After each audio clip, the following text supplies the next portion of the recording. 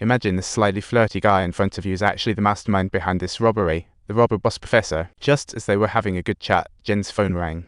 The professor dashed into the next room, and his colleague excitedly announced major development. As long as the manager receives their message, a Trojan can be swiftly installed, enabling them to view and hear inside via the watch.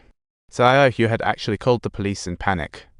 Although she couldn't send the message, the police suspected that the hostage had a communication device. Jen was super excited, but when she turned around, she found the professor hiding behind the door, eavesdropping. She pulled out her handcuffs and demanded to know why he was doing this.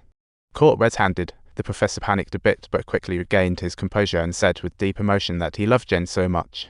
Their relationship was at the point of planning a wedding, but after all this time, Jen still hadn't accepted his advances. She thought Jen might have someone else, which is why he couldn't help but eavesdrop. Seeing his teary-eyed distress, Jen realized her behavior was a bit rude and quickly apologized, explaining that things had gotten sensitive due to the case. After that, she hurried back to the scene. Truly, the acting of the robber boss was flawless. She quickly told Moji about the watch. All hostages were then herded to camp. The tension unnerved the manager. A major event was imminent. This might be the last chance. Under Xiaohu's cover, the manager got the police message.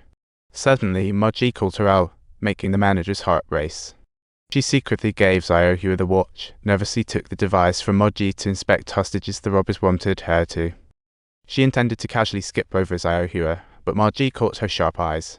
Now she was in trouble. Xiaohu seemed to be staring at her. The piercing alarm rang, and she couldn't help but let a tear fall. Moji ferociously ripped Xiaohu's clothes open to inspect the necklace hanging around her neck. It turned out that the necklace set off the alarm. Xiaohu seemed wronged, and then the next second, he picked up the watch on the ground. Moji was furious, feeling humiliated, and nearly ruining everything due to his oversight. Even after crushing the watch, he still felt unsatisfied, so he decided to make things more drastic and ordered a Kang to take out Xiaohu. Everyone else was silent, only Xiaohu's cries echoed in the venue. Then came the sound of a gunshot, and Moji was very pleased.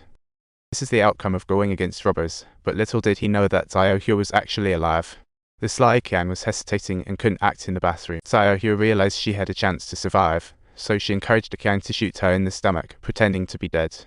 Moji specially went to the bathroom to check. He didn't see through Xiaohu's disguise. This was good, complying with the professor's no-death rule and setting up the next move.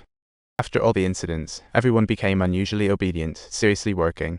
The King told them digging the tunnel was crucial. After they finished printing money, they would escape through this tunnel. Although that's the plan, the professor had actually prepared the two tunnels head in opposite directions. The police, believing the hostages, will chase the fake one. Subtitles: the robbers could flee via another tunnel, gaining much escape time. As the Kang's bearded father dug, he accidentally overheard news that his son had killed someone. The furious big bearded guy rushed to confront a Kang, appalled at how he could do such a monstrous thing. A Kang stammered, not daring to explain since Moji was watching nearby. To the big bearded guy, a Kang looked like he was guilty. Fuming, he left the room clutching his chest. A Kang thought his dad just wanted to rest downstairs, but the bearded man opened the printing room door to surrender to the police. Kang rushed to tackle his dad, saying Xiaohu was alive. After questioning, the bearded man grasped the situation. But at this moment, both father and son had red laser dots on their faces. Just when they thought their time was up, suddenly, masked men burst from the door, shielding them. Amazed, the pair seized this golden chance. But he couldn't tell who was who the hostages were. This plan was an impromptu idea from Moji. Though effective, it was quite risky since the hostages could be exposed. Of course, some managers act. One snatched a Kang's rifle in chaos, threatening everyone to drop weapons. Jinjai was caught off guard by the situation. He thought the robbers were ready to give up and wanted to kill all the hostages without hesitation. He immediately gave the order for snipers to fire after identification.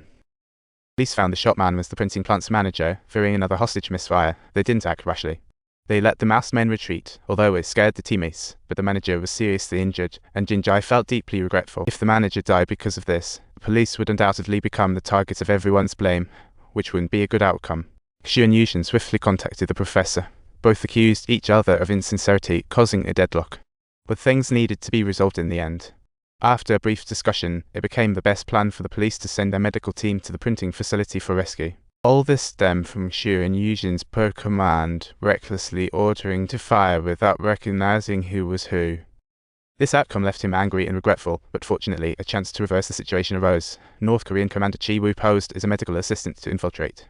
To probe the inside, robbers' disguises were ready. The glasses were key, a camera with infinite transmission.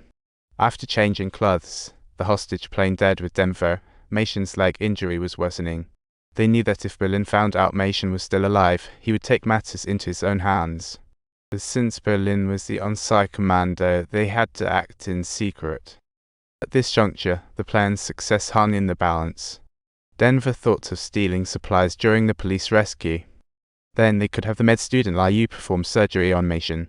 Even shot and lying in bed, the scumbag Olpio still wanted to call his wife. Berlin fulfilled his requests, and upon hearing those words, Denver's right hand inadvertently slid through, gripping a note Mason asked him to deliver to Olpio, telling him not to worry. Such a heartless man, seems no need to give him the note. Soon, the police medical team entered the printing plant.